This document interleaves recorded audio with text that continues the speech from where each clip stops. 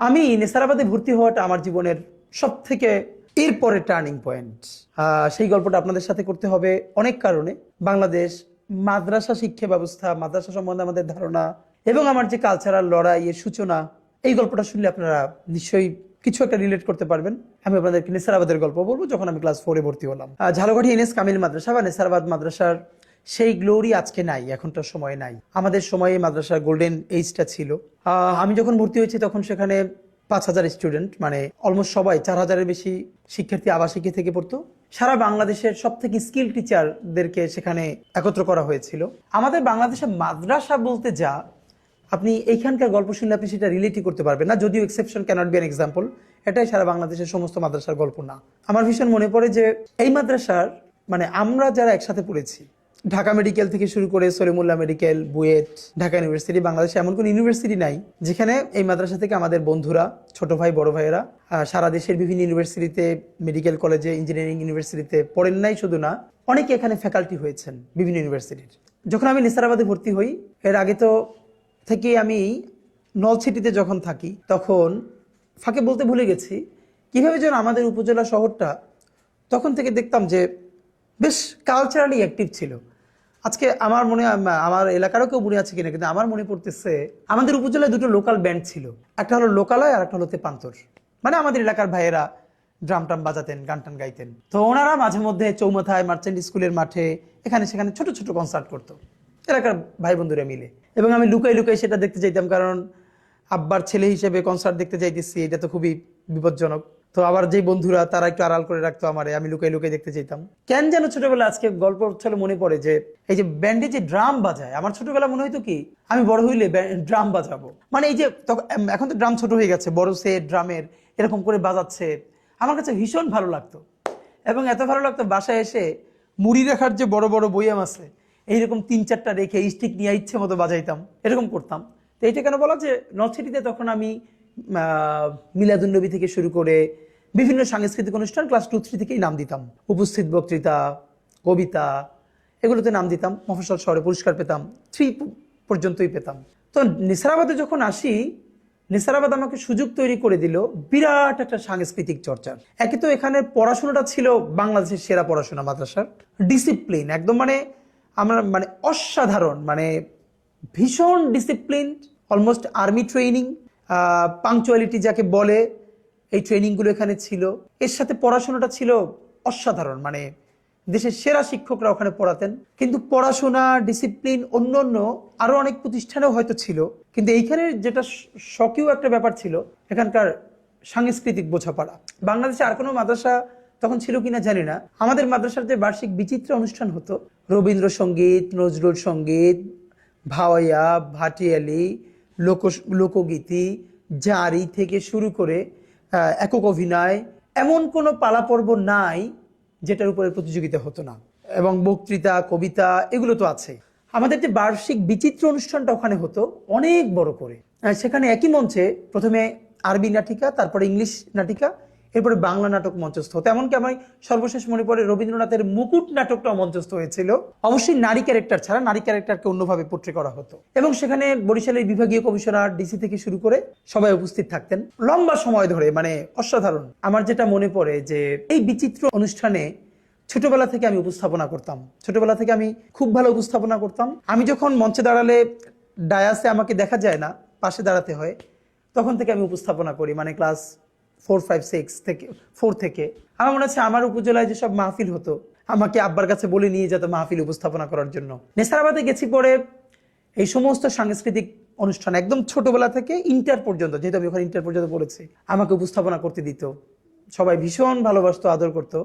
এবং আমি যখন খুব ছোট, মানে তখন মাইক হাতে নিয়ে মঞ্চে এক পাশে দাঁড়িয়ে উপস্থাপনা করতাম, ডায়াসে আমাকে দেখা যেত না। আমার মনে আছে যে আমাদের যে বার্ষিক অনুষ্ঠানটা হতো, আমি সাধারণত উপস্থিত বক্তৃতা, বিষয়ভিত্তিক বক্তৃতা, বাংলা, ইংরেজি, আরবি, কবিতা আবৃত্তি, একক অভিনয়, রচনা, কুইজ, এগুলোতে নাম দিতাম। আমার বড় ভাই, যিনি আমার অনেক বড়, তিনি ভীষণ ভালো গাইতেন।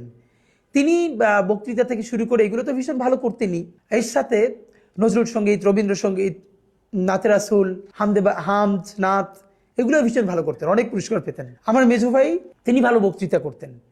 আমার মনে আছে একবার এমন হয়েছে যে বার্ষিক বিচিত্র অনুষ্ঠানে যখন পুরস্কার দেওয়া হচ্ছে, আমি ক শাখায়, মানে ক্লাস 5-এ পড়ি, আমার মেজো ভাই খ শাখায়, আমার বড় ভাই গ শাখায়।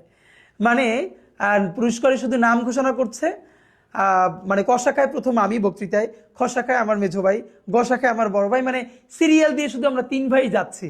তো প্রিন্সিপাল হুজুর থেকে শুরু করে সবাই, মানে এটা একটা কেমন ব্যাপার। আজকে আমি খুবই অনার্ড ফিল করি যে এমন একটা সময়ের মধ্য দিয়ে আমরা বড় হয়েছি।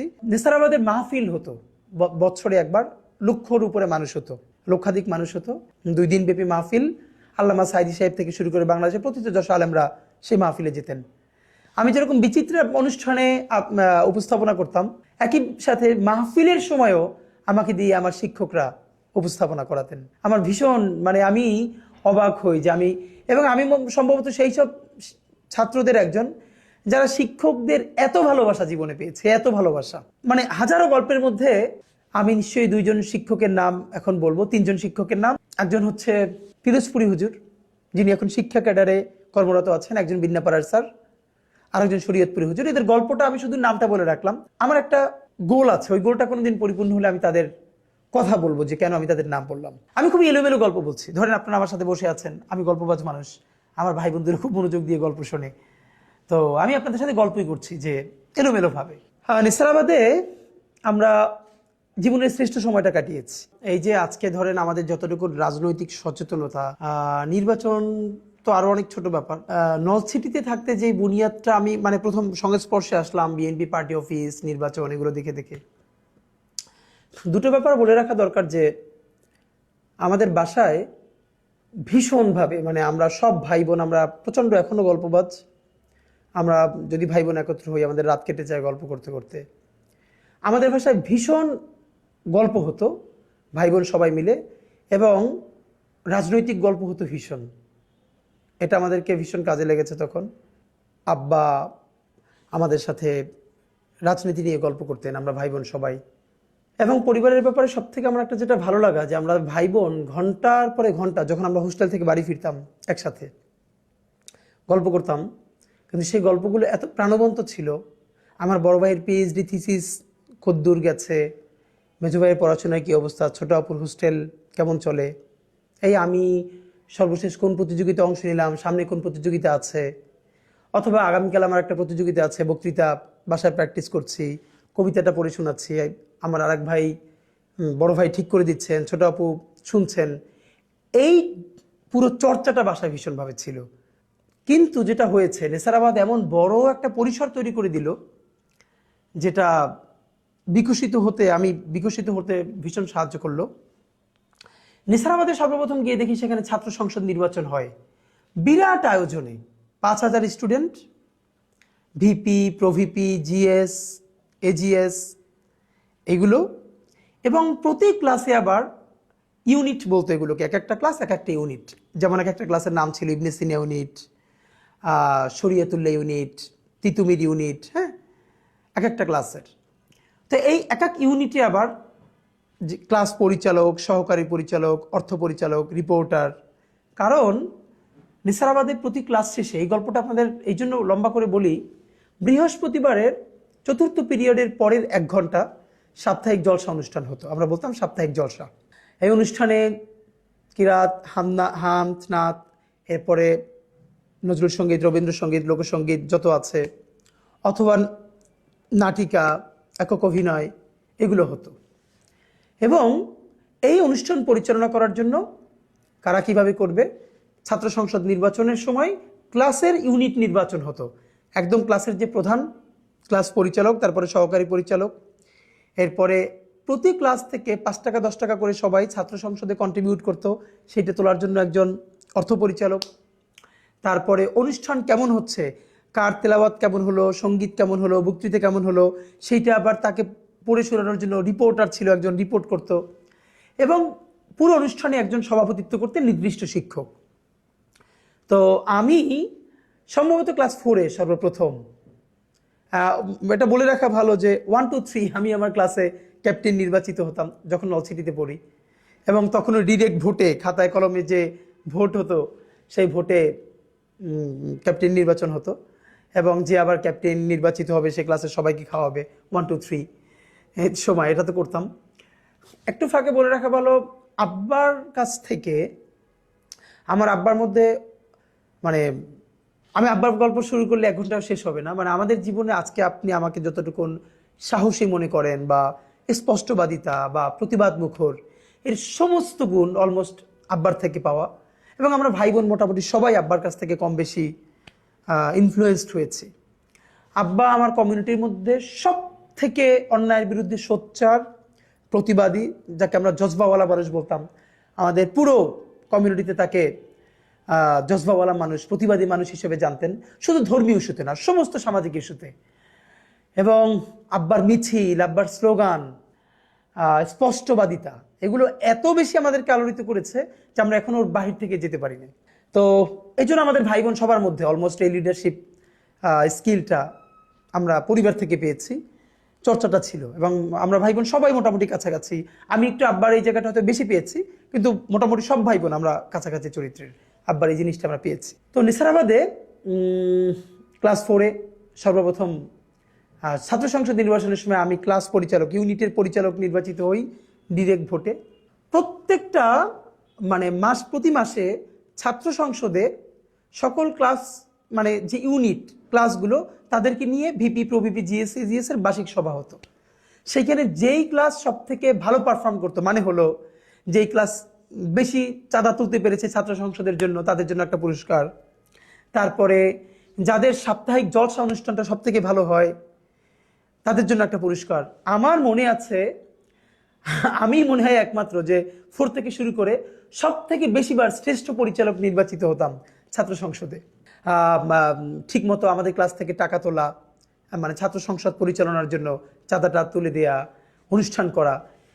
তো এই অনুষ্ঠানের পরে যেটা সব থেকে ইউনিক ব্যাপার ছিল, আমাদের এই জলসা অনুষ্ঠানের গল্প করছিলাম বৃহস্পতিবার। অনুষ্ঠানের পরে সব ক্লাস থেকে একটা মিছিল বের হতো। আপনার আমাদের ক্যাম্পাসটা অনেক বড় ক্যাম্পাস, আপনারা গেলে দেখবেন ঝালকাঠিতে। ক্লাস শেষে একটা মিছিল বের হতো, নির্দিষ্ট ভালো ভালো স্লোগান ছিল। এবং এই মিছিলটাও আবার মনিটর করা হতো কাদের মিছিল সুন্দর হচ্ছে। পুরো বছর জুড়ে মাদ্রাসা থেকে শ্রেষ্ঠ ক্লাস একটা পুরস্কার দেওয়া হতো। এর মধ্যে কি কি থাকতো, কোন ক্লাসের স্টুডেন্টরা শতভাগ ইউনিফর্ম মেনটেন করে আসতো, তারপরে কাদের জলসা অনুষ্ঠানটা বেশি ভালো হতো, কাদের মিছিলটা ভালো হতো। আমি যখন ক্লাস পরিচালক ছিলাম, যেহেতু ছোটবেলা থেকে, আমার খুব মনে আছে, যেমন কোন দিন টিচাররা ক্লাস অবজার্ভ করতে আসবেন আমরা তো জানতাম না, হুট করে আসবেন, এসে দেখতো 100 স্টুডেন্টের মধ্যে একজনের টুপিটা, আমাদের সব ছিল সাদা, সাদা জামা পাজামা টুপি, সাদা কেটস, হয়তো একজনের রঙিন টুপি, তো মার্কস কাটা যাবে। এইটা যাতে কোনোদিন না হয়, অনেকগুলো সাদা টুপি কিনে এক্সট্রা রাখতাম ক্লাসে, সাদা কেটস কিনে 10-12 জোড়া আমাদের যে বড় প্ল্যাটফর্ম ছিল ক্লাসের নিচে রাখতাম, যাতে কেউ যদি কোনোদিন অন্য জুতো পরে আসে, অন্য টুপি পরে আসে, তো যখনই শুনি যে এরকম টিচাররা চলে আসতেছে, তাড়াতাড়ি যেন তাকে চেঞ্জ করে দেওয়া যায়, এইরকম করতাম। এবং আমার মনে আছে আমরা যে বছর আমি যে ক্লাসে উঠতাম, ওই বছর ওইটা শ্রেষ্ঠ পুরস্কার পাইতো, শ্রেষ্ঠ ক্লাস। মানে এটা আমাদের জীবনের সেরা গল্প এটা আমার। এবং আমি আপনাদেরকে একটু বলে রাখি, সারা বাংলাদেশে এমন কোনো জেলা নাই, ইন্টার পর্যন্ত, বিশ্ববিদ্যালয় তো বাদ, যেখানে আমার বন্ধু ছিল না। বিকজ আমি যেহেতু যেখানে পড়েছি 5000 স্টুডেন্ট ছিল। তো আমার 10 বছর আগে, 10 বছর পরে, এটা আলহামদুলিল্লাহ গর্ব করে বলছি না, আল্লাহ শুকুর, আমার থেকে বেশি সেলিব্রেটেড কোনো স্টুডেন্ট নেসারাবাদে ছিল না। মানে আমার 10 বছরের সিনিয়ররাও আমার এক নামে চিনতেন, আমার অনেক জুনিয়ররাও আমাকে চিনতেন, শুধু না পুরো গ্রামবাসী, যেহেতু ওখানে মানুষ পর্দা করতেন, খালাম্মারা, আন্টিরা। আমি যেহেতু সমস্ত মাহফিল এবং অনুষ্ঠান উপস্থাপনা করতাম, তো আমার কণ্ঠটা সবাই চিনতেন, এটা ওসমানের কণ্ঠ। সেই যখন ছাত্র সংসদ প্রতি মাসে হতো, রিপোর্ট পেশ করতাম, আমি যখন, আমার মনে আছে, আমি আমার ক্লাসের রিপোর্ট নিয়ে দাঁড়াতাম, সবাই খুব মনোযোগ দিয়ে শুনতো যে আমাদের রিপোর্ট কি পড়ছি, শ্রেষ্ঠ পরিচালক নির্বাচিত হতাম। তো এইটার মধ্যে যে গল্পটা মনে পড়ে, যে আমাদের মিছিল, আমি যেহেতু ছোটবেলা থেকে ভালো স্লোগান দিতাম, আমরা 3 ভাই, আব্বার কাছ থেকে পাওয়া। এবং আমার গলা, মানে আব্বার গলা আমরা কেউ পাইনি, আব্বার গলা এত ভারী এবং দারাজ কণ্ঠ। আমরা যখন মিছিল দিতাম, আমার ক্লাসের মনে আছে যে আমাদের টিচার যে লাউঞ্জ ছিল মাদ্রাসায়, সব টিচাররা বসতেন, তারা বের হয়ে বারান্দায় এসে দাঁড়াতেন আমাদের মিছিলটা দেখার জন্য। আমি সবসময় মিছিলের উল্টো দিক ঘুরে স্লোগান দিতাম, মানে এত ভালো করে দিতাম যে টিচাররা আমাদের মিছিলটা দেখার জন্য দাঁড়াতো। একটা গল্প মনে খুব পড়ছে, তখন ক্লাস 6-এ পড়ি। 7-এর সাথে আমাদের খুব আড্ডি লড়াই। ক্লাস 7-এর সাথে এই জন্য লড়াই যে দেখা যেত যে পুরো মাদ্রাসায় 5,000 স্টুডেন্টের মধ্যে যে কয়েকজন ভালো পারফর্মার, পুরো প্রতিষ্ঠান সবাইকে চেনে, তার অধিকাংশ আমাদের ক্লাসের। আমি নিজে, আমার বন্ধু মাহমুদ, মিসবাহ, শফিক, এরকম অনেকজন, মানে পুরো মাদ্রাসার সেলিব্রিটির অন্তত অর্ধেকের বেশি আমরা এক ক্লাসে। এটা ভীষণ একটা মজার ব্যাপার ছিল। তো আমরা একদিন মানে যে জলসার পরের যে মিছিল, আমরা মিছিল নিয়ে যাচ্ছি। তো আমাদের ক্লাসে একটু বয়সে যারা বড়, ওরা ওই দিন ছিল না, যাদের গায়ে একটু শক্তি টুক্তি বেশি। ক্লাস 7-এ যাদের একটু গায়ে শক্তি টুক্তি বেশি, ওরা সবাই ছিল। আমরা মিছিল ক্রস করছি, এমন সময় মানে ওরা আমাদের মিছিলের মধ্যে ঢুকে যায় এবং কেউ একজন মানে কলমের ক্যাপ খুলে আমার মাথার মধ্যে এভাবে মেরে দেয় পিছন থেকে। আপনারা অনেকেই জানেন যে মাথায় প্রথমে মারলে অনেক সময় টের পাওয়া যায় না। আমি তো খুবই ছিলাম যে মিছিল ভেঙে গেছে, এরপরে হুটহাট করে মারামারি হয়ে গেল। তা আমি আমাদের সবাইকে টেনে নিয়ে সামনে চলে গেলাম মিছিল দিতে দিতে। তো আমি যেহেতু উল্টা দিক ঘুরে মিছিল দেই, পিছন থেকে আমাকে কেউ দেখতে পাচ্ছিল না। হঠাৎ একজন অন্য দিক থেকে দৌড়ে এসে আমার পিঠে হাত দিল এবং দেখা গেল পুরো মাথা থেকে রক্ত পড়ে পিঠ ভিজে গেছে, লাল হয়ে গেছে। সেরকম হাত দিয়ে আমার সামনে আনার পরে দেখলাম, মানে এরকম কলম মারার পরে পিছন থেকে রক্ত, একদম পিঠ লাল হয়ে গেছে, সাদা জামা। এরপর তো মানে একদম যা হওয়ার, সবাই প্রিন্সিপাল হুজুরের কাছে চলে গেছে, এটি করলো। তারপরে ক্লাস 7 আমার পুরো ট্রিটমেন্টের খরচ দিল সব মিলে টিলে। মানে এটা বলা যে আমাদের কি জার্নিটা ছিল। আর মাঝে মধ্যে ওরা আমাদের ক্লাসের সামনে ফুলের টপ ভেঙে ফেলতো যাতে আমরা ফার্স্ট না হই। আমরা আবার কান্নাকাটি করে বিচার টিচার দিতাম, কিন্তু আমাদেরকে আটকাইতে পারতো না, বিকজ ওদের কাছে শক্তি বেশি ছিল। কিন্তু পারফরমেন্সের দিক থেকে আমাদের ক্লাসের পারফরমেন্স অনেক বেশি ছিল। এরকম করে করে করে করে 9-10 পর্যন্ত দাখিলি পরীক্ষা দিয়ে ফেললাম। মানে অসাধারণ। আমি নিসারাবাদের গল্প বলতে শুরু করলে ফাঁকে একটা অসাধারণ গল্প আপনাদেরকে বলি নাই, মনে পড়ছে কেবল। ক্লাস যখন 8-এ পড়ি, তখন মনে হলো একটা পত্রিকা বের করব, মাসিক পত্রিকা। মাথায় ঘুরপাক খেলো, পুরো ক্যাম্পাস জুড়ে লিখে লিখে। এর আগে আমরা প্রচুর দেয়ালিকে বের করতাম, অনেক সুন্দর করে দেয়ালিকে বের করতাম, সেই দেয়ালিকার মোড়ক উন্মোচন করতাম। আর আমি ছোটবেলা থেকে যেহেতু পুরো মাদ্রাসায় পরিচিত, প্রিন্সিপাল হুজুর থেকে শুরু করে ডিসি, এসপি বা বিভাগীয় কমিশনাররাও আমাকে চিনতেন প্রোগ্রামের কারণে। তো একটা পত্রিকা বের করব উদ্যোগ নিলাম, লেখা সংগ্রহ করলাম এবং এইতে বসে প্রথম একটা মাসিক পত্রিকা প্রিন্টেড, মনে আছে, নবজাগরণ, আমি সম্পাদক হলাম এবং বের করলাম।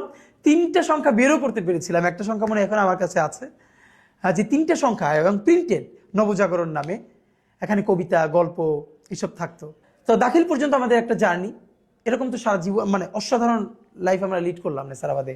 এর সাথে সেরা পড়াশোনাটা নেসারাবাদে আমি প্রথম দেখলাম যে আসরের পরে আমাদের কোনোদিন ইংলিশ বিভাগ, কোনোদিন আরবি বিভাগের মাঠে বসে প্রোগ্রাম হতো।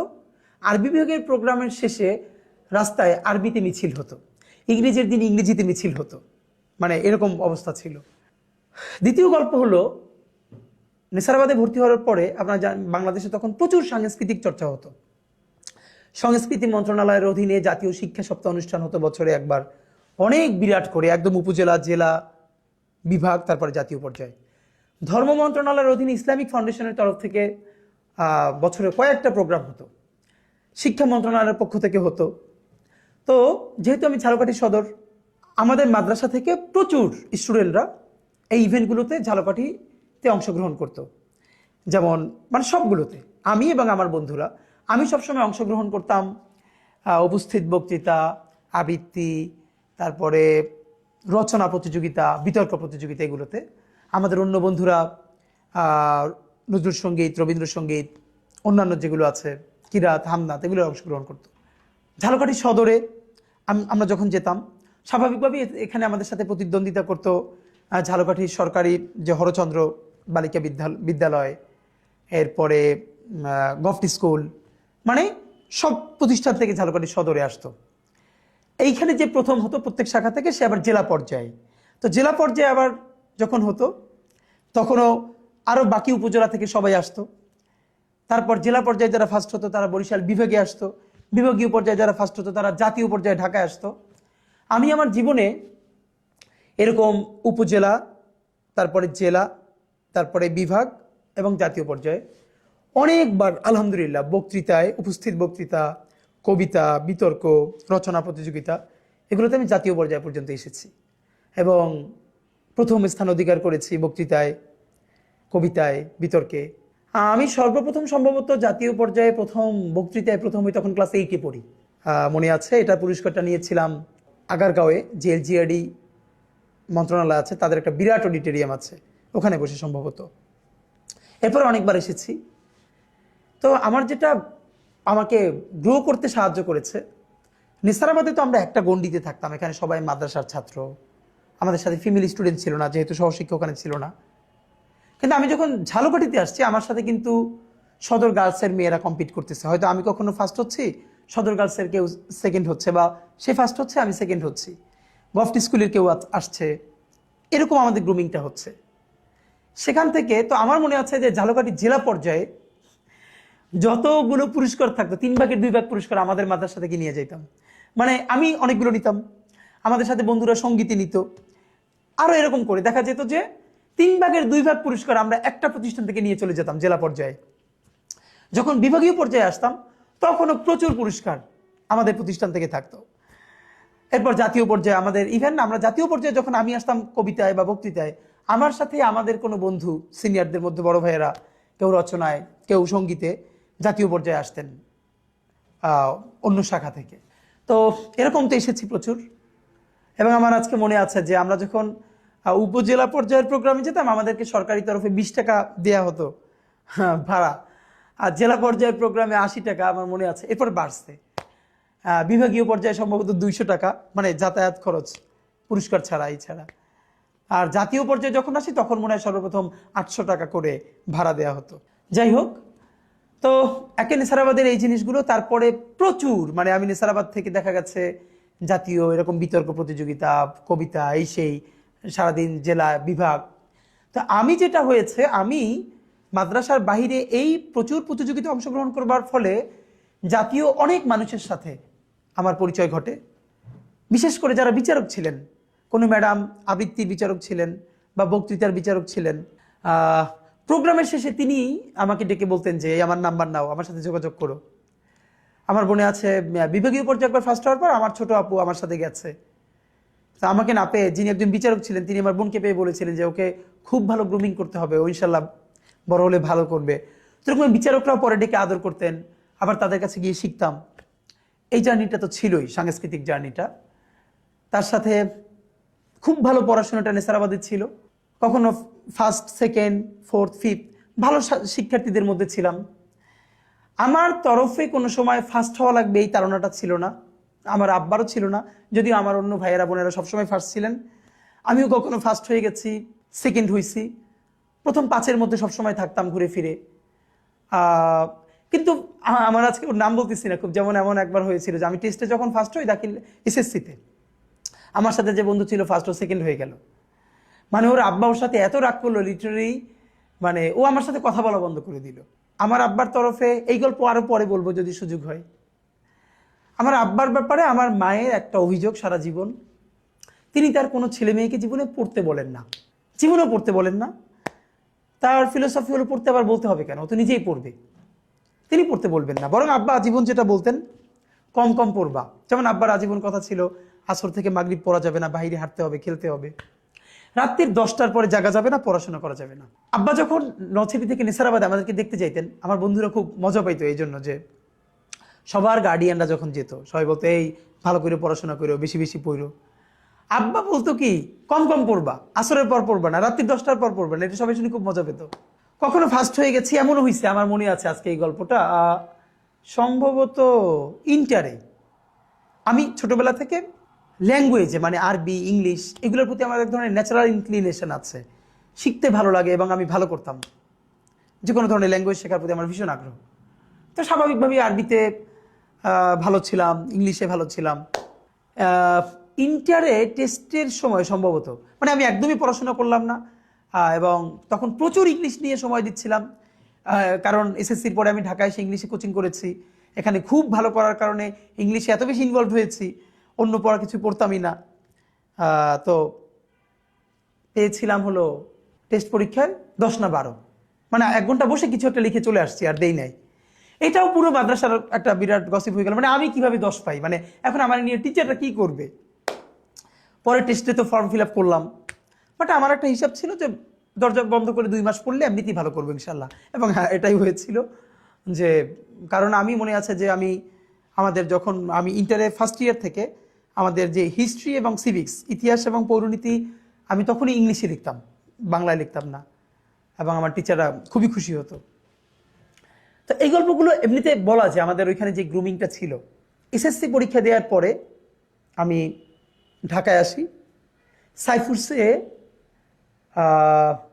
ইংলিশ স্পোকেন, ফনেটিক্স, প্রেজেন্টেশন এগুলোর উপরে কোচিং করি। এবং তখন সাইফুরস খুব নাম করা, সারা ঢাকার সমস্ত ব্রাঞ্চ মিলে ওদের একটা কম্পিটিশন হলো, ডিবেট কম্পিটিশন সর্বশেষ, মৌচক এবং পান্থপথ। এবং কিভাবে যেন হতে হতে হতে হতে মানে আমি যাদের সাথে ছিলাম আমার টিমে, মৌচক এবং 3 জন ছিল, ফিকারুন্নেসার, একজন আইডিএলের, আর আমি একমাত্র হুজুর। তখন পান্থপথের সাথে ডিবেট হলো এবং আমাদের টিম উইন করলো এবং আমি বেস্ট স্পিকার হলাম। এটা আমার জীবনের খুবই একটা দারুণ গল্প, যে তখন আমি জামা পাজামা টুপি পরি। সবাই ভেবেছিল এসএসসির পরে আমি ঢাকায় কলেজে ভর্তি হয়ে যাব, আর ঝালকাঠিতে ব্যাক করব না। আমাদের যিনি ফনেটিক্সের ক্লাস নিতেন, তিনি ঢাকা বিশ্ববিদ্যালয়ে ইংলিশের শিক্ষক ছিলেন, আলিফ স্যার, মনে আছে। তো উনি যখন জিজ্ঞেস করেন, আমি বললাম না, আমি আবার গিয়ে মাদ্রাসায় ভর্তি হব। উনি বললে খুব একটু আপসেট হলো, যে কেন তুমি, মানে সবাই প্রত্যাশা করছিলেন যে আমি যেহেতু পরে ঢাকা বিশ্ববিদ্যালয়ে পড়তে চাই, তাহলে আমার তো একটা কলেজে ভর্তি হওয়াই ভালো। কিন্তু আমার মনে আছে আমি উত্তর দিয়েছিলাম যে আমার বন্ধুরা যারা এখন এখানে ফিকারুন্নেসার আছে, অথবা নটরডেমে ভর্তি হবে, হলি ক্রসে ভর্তি হবে, যারা একসাথে কোচিং করেছে, ওরা সবাই ভালো ইংলিশ জানে, বাংলা জানে, কিন্তু আরবি তো জানে না। আমার ভালো লাগার ব্যাপার হলো আমি তো ইংলিশটাও জানি ওদের মতো করে মোটামুটি, মাশাল্লাহ, বাংলাটাও জানি, কিন্তু আমি যে আরবিটা শিখছি, এটা যে আরেকটা এফিসিয়েন্সি আমার মধ্যে আছে, এইটা তো ওদের নাই। সুতরাং আমি এটা আরও গ্রো করতে চাই। তো এইটা শুনে উনি খুব খুশি হয়েছিলেন। আবার ব্যাক করলাম এসএসসির পরে, আলিমের এসারাবাদে আবার ভর্তি হলাম। আলিমটা আমি পড়াশোনা করিনি, একদম একাডেমিক পড়াশোনা। আমি প্রচুর ইংলিশ ফনেটিক্স নিয়ে সময় দিলাম। সময় পেলে ঢাকায় চলে আসতাম, আমার সেই টিচারদের সাথে ক্লাস করতাম। এবং ইন্টার সেকেন্ড ইয়ারে লাকিলি ঝালকাঠিতে ঢাকা থেকে একটা প্রতিষ্ঠান গেল, স্যাঙ্গুইন ল্যাঙ্গুয়েজ ক্লাব, তারা স্পোকেন ফনেটিক্স শেখাবে এবং তারা টিচার নিবে। আমিও কৌতূহলবশত অ্যাপ্লাই করলাম এবং মানে তখন ভালো ইংলিশ বলতাম, তারা আমাকে টিচার হিসেবে মানে নিয়ে নিল। আমি তখন ইন্টারে পড়ি, আমার মনে আছে। এবং সেখানে যারা ভর্তি হয়েছে পরে স্পোকেনে, ফনেটিক্সে, সবাই ইন্টারের চেয়ে, মানে কেউ বরিশাল বিএম কলেজে অনার্স পড়ে, মাস্টার্স পড়ে। তো সেখানে স্টুডেন্ট, আর আমি ইন্টারে পড়ি, কিন্তু আমি তখন তাদেরকে ট্রেন আপ করাচ্ছি। এটা আমার জীবনের একটা বিরাট গল্প। স্যাঙ্গুইন ল্যাঙ্গুয়েজ ক্লাব আমার জীবনের বিরাট অংশ। এটা ঝালকাঠিতে যারা আছেন তারা নিশ্চয়ই মনে করতে পারবেন। এবং আমি স্যাঙ্গুইনের সাথে সেই ইন্টার থেকে শুরু করে আমি ঢাকা বিশ্ববিদ্যালয়ে যতদিন পড়েছি ততদিন পর্যন্ত বছরে একবার গিয়ে স্যাঙ্গুইন ল্যাঙ্গুয়েজ ক্লাবে, বছরে একদিন 7 দিন আমি একবার গিয়ে 7 দিন সেখানকার টিচার্স ট্রেনিং করাতাম। এই সম্পর্কটা আমি ধরে রেখেছিলাম, কারণ ওটা আমার প্রফেশনাল জার্নি শুরু। আর একটা মজার ব্যাপার হলো, আমার লাইফের প্রথম প্রফেশনালি মানে আমার স্টুডেন্ট হলো আমার বন্ধুরা। যখন ইন্টারে পড়ি আমাদের 1 মাস ছুটি দিল রোজার মাসে। তো আমি যেহেতু আলহামদুলিল্লাহ ইংলিশে ভালো, আমার সব বন্ধুরা ধরে বললো 50 জন যে নেসারাবাদে, যে আমরা যেহেতু বাড়ি যাব না, তুইও থাক, আমাদেরকে ইংলিশ পড়া, স্পোকেনটা পড়া। এবং আমরা সেটা শুরু করলাম। আমাদের মাদ্রাসার অনুমতি নিয়ে আমাকে একটা ক্লাসরুম দেওয়া হলো। আমার বন্ধুরা 50 জন ক্লাস করে, আমি ওদেরকে পড়াই। সারাদিন রাত্রি একসাথে দুষ্টমি করি এবং দিনে আবার ক্লাস করাই। তো 2-1 জন টিচার তো একটু বাঁকাভাবে নিলেন। এইটাকে চ্যালেঞ্জ আকারে নিয়ে লাইফে আসলে খুব খুব মনে প্রাণে চাইলে না আল্লাহ সহজ করে দেন। এটা প্রথম প্রমাণটা আমার লাইফে ঘটলো তখন। রোজার মাস, আমার 2-3 জন টিচার তারা একটু এটা ভালোভাবে নিলেন না, বাকিরা সবাই ভীষণ সাপোর্ট করলেন। তা আমি এত চ্যালেঞ্জ আকারে নিলাম যে আমি এইখান থেকে একটা আউটপুট দেখাতে চাই যে আমরা কি করলাম। আগে দিনে ক্লাস করতাম 10টা থেকে 1টা, এরপরে বাড়ালাম বিকেলেও 3টা থেকে আসর, এরপর ইফতার। শেষের সপ্তাহ শুরু করলাম যে তারাবির পরে রাত্রি 11টা থেকে ক্লাস শুরু করে অলমোস্ট 1টা-2টা পর্যন্ত। আমি তখন শারীরিকভাবে ভীষণ অসুস্থ, কিন্তু আপনি যখন ভীষণ মনে প্রাণে কিছু চাইবেন এবং করতে চাইবেন, আল্লাহ ওই শক্তি দিয়ে দেয়। আমার মনে আছে এই পুরো রোজার মাস আমি এত অসুস্থ, সকালে ক্লাস করাই, বিকেলে ক্লাস করাই, রাত্রিরে ক্লাস করাই, আমি একা, আমার বন্ধুরা আমার সাথে ক্লাস করে, বিকজ আমি চাচ্ছিলাম যাবার আগে একটা প্রোগ্রাম দিব এবং সেখানে আমি এই জিনিসগুলো পারফর্ম করাতে চাই আমার বন্ধুদেরকে দিয়ে, সব টিচারদেরকে দাওয়াত দিয়া। এবং আলহামদুলিল্লাহ 25শে রমজান যখন শেষ করলাম, আমাদের অনেক টিচারদেরকে দাওয়াত দিলাম সমাপনী অনুষ্ঠানে। 8 থেকে 10 জন আমরা স্পিকার, যারা আমাদের বন্ধুরা ক্লাস করলো, তারা সেখানে ইংলিশে প্রেজেন্টেশন দিল। মানে গ্রেট। আমি আল্লাহর কাছে এত শুক্রিয়া যে আমাদের পুরো টিচাররা অবাক হয়ে গেছেন এটা দেখে। এবং আমার যে বন্ধুরা 8-10 জন সেখানে খুব ভালো, যাদেরকে আমি গ্রুমিং করার সুযোগ পেয়েছিলাম, তাদের অলমোস্ট সবাই একই সাথে আমরা আবার ঢাকা ইউনিভার্সিটিতে ভর্তি হয়ে গেছি। এবং আমার এই বন্ধুরা এখন আমাকে স্বাভাবিকভাবে বন্ধুরা তুমি করে ডাকার কথা, কিন্তু তারা আমাকে আপনি করে ডাকে। এটা অনেকেই জিজ্ঞেস করে এটা কেমন কথা। এই কারণ হলো ওই যে আমি যখন ক্লাস নিতাম, তো ওদের একটা ব্যাপার যে যেহেতু আমি ক্লাস নিছি লম্বা সময়, তোরা আমাকে আপনি ডেকে আনন্দ পায়। তো এরকমই আমরা বন্ধুরা। তো এই গল্পটা এই জন্য বললাম যে আমার সাংস্কৃতিক যাত্রাটা একটা ধরা, আমার সেই ছাত্র সংসদ নির্বাচন, বিএনপির মিছিল, এইটা একটা জার্নি।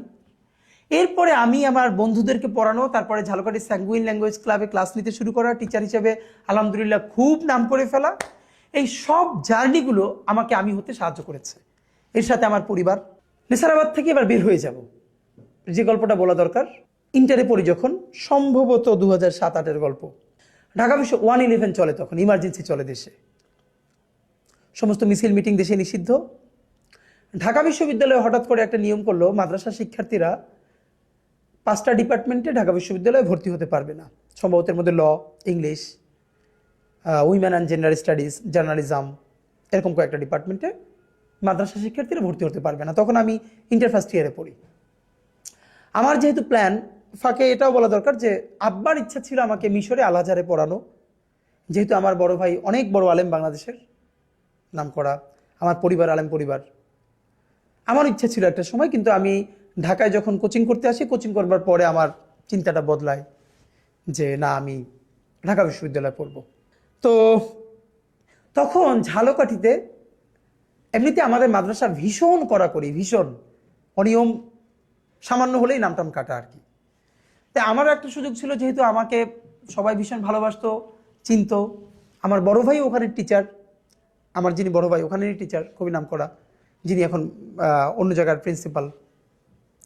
এবং আমার আব্বা আবার আমার আব্বাকে ওই মাদ্রাসায় সবাই ভীষণ অনার করত, আব্বার এই ভিন্ন স্বতন্ত্র বোধের জন্য। চিন্তা করলাম যে একটা প্রতিবাদ করব, স্মারকলিপি দিব ডিসি অফিসে।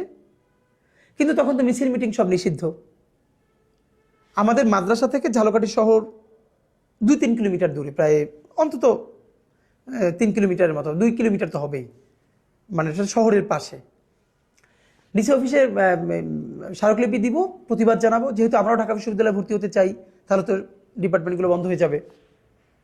কিন্তু ওখানে যে কোনো ধরনের প্রতিষ্ঠানের বাইরে এরকম মিছিল মিটিং অনুমতি ছাড়া খুবই নিষিদ্ধ। আবার দেশে চলে ইমার্জেন্সি, প্রতিষ্ঠান তো ভীষণ বিপদে পড়ে যাবে। আমি কোনো শিক্ষককে জানতে না দিয়ে আমার বন্ধুদেরকে নিয়ে এক রাতের সিদ্ধান্তে ঝালকাঠি শহরে গিয়া, বাদল আর্ট মনে আছে যিনি ব্যানার লিখতেন, তখন তো আর এভাবে ডিজিটাল প্রিন্টিং নাই, রাত্রি 11টায় গিয়ে তার বাসায় পাঠিয়ে বিরাট একটা ব্যানার লেখাইলাম ঘুম থেকে উঠে। অন্য বন্ধুদেরকে, আমাদের যে বোর্ডিং ছিল আশপাশ থেকে, বাঁশ কেটে কেটে প্ল্যাকার্ড, তারপরে ঝালকাঠি শহর থেকে এরকম কাগজ কিনে এনে সারা রাত গোপনে প্ল্যাকার্ড লেখাইলাম, ব্যানার করে আনলাম, সবাই সংঘবদ্ধ করলাম যে সেদিন হলো বৃহস্পতিবার, ক্লাস একটু আগে ছুটি হয়ে যাবে জলসা অনুষ্ঠানের পরে, বের হয়ে আমরা মসজিদের সামনে থেকে মিছিল শুরু করে দিব। মিছিল শুরু করলে তো আমাদেরকে আটকাতে পারবে না, আমরা মিছিল করে ফেলবো, তারপরে যা হয় হোক, সব দায়িত্ব আমার, আগে জানলে তো আটকাই দিবে। আমাদের ক্লাস, আরো অনেক ক্লাসকে আমি আস্তে আস্তে আস্তে আস্তে কানেক্ট করে ফেললাম, বলে রাখলাম। এবং আমি যেটা করলাম, আমার বেশ কিছু, আমি যেহেতু জাতীয় পর্যায়ে অনেক অনুষ্ঠানে আসতাম, এই কারণে অনেক বড় ভাইদের সাথে পরিচিত হয়ে গিয়েছিলাম। তা আমি ঝালকাঠিতে বসে ঢাকায় ফোন করে, আমার মনে আছে দিগন্ত টেলিভিশনের এক ভাই, তাকে বললাম যে আমরা ঝালকাঠিতে এরকম একটা প্রোগ্রাম করব, প্লিজ আপনারা কাভারেজের ব্যবস্থা করেন। তো ওনারা ওইটা জেনে, যেহেতু ইমার্জেন্সির মধ্যে প্রোগ্রাম, ওনাদেরও আগ্রহ ছিল। আমার মনে আছে আমাদের মাদ্রাসায় দিগন্ত টিভির ক্যামেরা চলে গেছে, এবার আরও বেশ অনেক সাংবাদিক চলে গেছে। হঠাৎ করে আমাদের টিচাররা ক্যামেরা এই সেই সাংবাদিক দেখে তো অবাক, যে কী ব্যাপার, এত বড় ক্যাম্পাস। আমরা কাউকে কিছু না বলে হঠাৎ করে আমি যখন, তখন প্রায় 1000 স্টুডেন্ট জড়ো হয়ে গেছে, সামনে ব্যানার, ফেস্টুন এবং ঢাকা বিশ্ববিদ্যালয়ের এই ইসের বিরুদ্ধে স্লোগান। ক্যাম্পাস থেকে 1000 স্টুডেন্টের মিছিল নিয়ে আমরা ঝালকাঠি শহরের দিকে রওনা করে গেছি এবং সর্বশেষ গিয়া ডিসি অফিসে স্মারকলিপি দিলাম। দিয়ে টিয়ে সবাই প্রতিষ্ঠানে ফিরল, আমি আর বাসায় ফিরলাম না, কারণ ওইটার প্রেস রিলিজ হাতে লিখে বিকেল 5টা পর্যন্ত ঝালকাঠি শহরের কোন সাংবাদিকের কোথায় কোথায় বাসা, যাদেরকে প্রেস ক্লাবে পাই নাই, গিয়ে ফটোকপি করে দিয়ে আসলাম। এসে আমি নলছিটিতে বাসায় চলে আসলাম, খুবই টায়ার্ড, ঘুমাই গেলাম, যা আছে কপালে। নাম তো আমার কাটা যাবে, আমি তো নিশ্চিত। আমি ঘুমাইছিলাম, আমার বড় ভাই আব্বাকে ফোন করে বলল যে আব্বা এবার মনে হয় নাম কাটা যাবে, এবার আর আটকানো যাবে না। আমার বোন আমাকে বলল যে আব্বা তাকে উত্তর দিল আমার বড় ভাইকে যে ও হয়েছে তো একটু আমার মতো, কি করবা বলো। এবং অন্য পরিবারে হলে যেটা হইতো যে স্বাভাবিকভাবে বকাঝকা করতো। খুব টায়ার্ড, আমি সকালে ঘুমাই আসছি, তখন নলছিটিতে পত্রিকা আসতো বরিশাল থেকে লঞ্চে। আব্বা লঞ্চ ঘাট গিয়ে দাঁড়িয়েছেন, আমি জানি না, সব পত্রিকা আসলো। আব্বা প্রত্যেকটা পত্রিকা খুলে খুলে 3-4টা পত্রিকা দেখলেন আমাদের এইটা নিউজ করা হয়েছে, ছবি দেওয়া হয়েছে। আব্বা সেই পত্রিকাগুলো কিনে বাসায় না ঘুম থেকে উঠে আমার বলতেছে যে এই যে দেখো তোমাদের কালকে প্রোগ্রামে এই পত্রিকায় আসছে। মানে আমার এই কথাগুলো খুব মনে পড়ে আর কি। যাই হোক, মানে ঢাকার জন্য আমরা ঝালকাঠিতে বসে আন্দোলন করলাম, এটা জাতীয় পত্রিকা আসলো, আমাদের জন্য তো আনন্দের। ঢাকায় ফিরলাম ইন্টার পরীক্ষা দিয়ে।